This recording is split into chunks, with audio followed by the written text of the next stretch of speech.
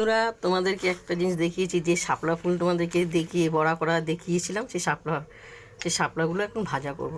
কারণ এটা আমি নুন দিয়ে 10 মিনিট মেখে রেখে দিয়েছি।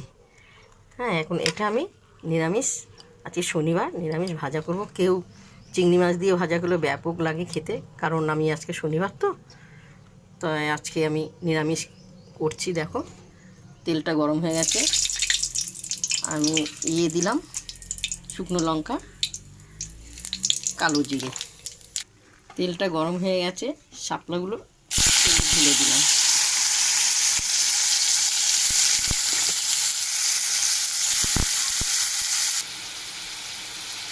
বন্ধুরা, স্বাদ মতো নুন দিয়ে দিলাম শাপলায়, আর হলুদ দিয়ে দিলাম।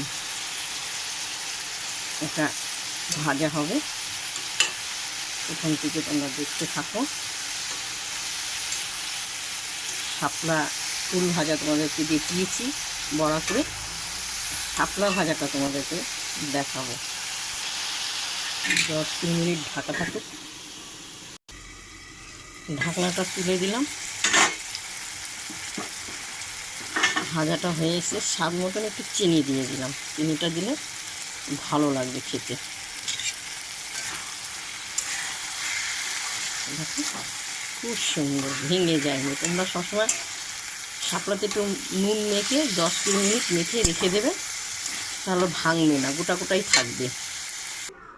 নুন মেখে চিপে ফেলে দিয়ে রাখবে, তাহলে এরকম গোটা গোটা থাকবে। আর যদি নুনটা না মাখো, এটা ভেঙে পুরো ডাল ডাল হয়ে যাবে। কেমন? এ দেখো, তোমাদের প্রথম থেকে লাস্ট অবধি তোমাদের শাপলা ফুলের বড়াটা দেখিয়েছি, ভাজাটা দেখেছি। এর সঙ্গে যদি চিংড়ি মাছ দেওয়া হয় খুব সুন্দর লাগে, বা চিংড়ি মাছ দিয়ে আবার মাখা মাখা ঝোল করলে আরও সুন্দর লাগে। কারণ আজকে আমার শনিবার, তোমাদেরকে দেখালাম। কোনো দিন যদি আমি চিংড়ি মাছ, শাপলা আবার যদি পাওয়া যায়, তোমাদেরকে চিংড়ি মাছ দিয়ে অবশ্যই আমি দেখাবো। কিন্তু আমার এই শাপলার রেসিপিটা দেখে তোমরা আমাকে লাইক দিও, শেয়ার করো, আর আমাকে কমেন্ট করে জানাবে কেমন হয়েছে।